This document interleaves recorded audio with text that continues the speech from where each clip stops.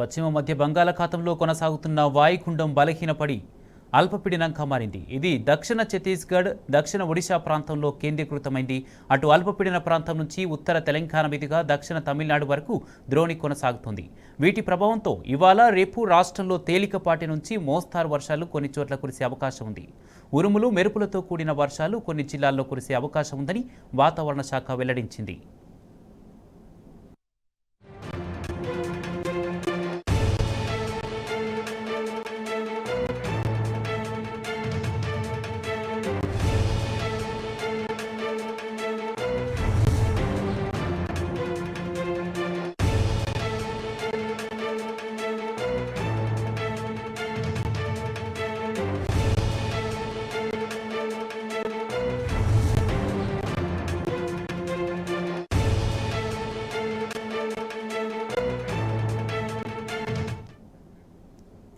మిగ్జామ్ తుఫాను సృష్టించిన బీభత్సంతో తమిళనాడు ఇంకా వరద గుప్పిట్లోనే ఉంది.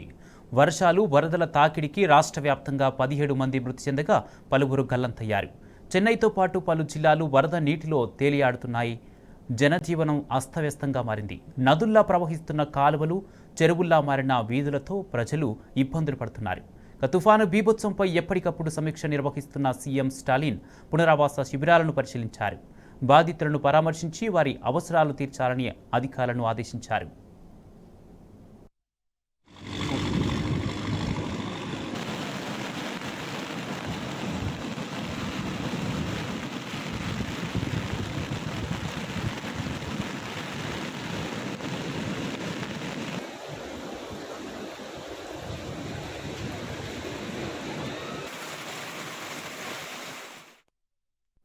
మరోవైపు తుఫానుతో తీవ్రంగా నష్టపోయిన తమిళనాడు రాష్ట్రాన్ని ఆదుకోవాలని కేంద్రాన్ని కోరారు స్టాలిన్. రిలీఫ్ ఫండ్ కింద తక్షణమే 5,000 కోట్లు ఇవ్వాలని ప్రధాని మోడీకి లేఖ రాశారు. సైక్లోన్ వల్ల అతి భారీ నష్టం జరిగిందని, ఆ నష్టాన్ని అంచనా వేసేందుకు కేంద్ర బృందాన్ని పంపాలని కోరారు. కాగా తమిళనాడును జలవిలయంలో ముంచేసిన మిచాంగ్ తుఫాను ఇటు ఏపీలోనూ బీభత్సం సృష్టించింది. శ్రీకాకుళం, విజయనగరం, విశాఖపట్నం, కాకినాడ, రాజమహేంద్రవరం, భీమవరం, ఏలూరు, విజయవాడ, మచిలీపట్నం, గుంటూరు, ఒంగోలు, నెల్లూరు, తిరుపతి ప్రాంతాల్లో అతి భారీ వర్షాలు కురుస్తున్నాయి. భారీ వర్షాలతో పంట పొలాల్లోకి వరద నీరు చేరింది. దీంతో పంటలు తీవ్రంగా దెబ్బతిన్నాయి.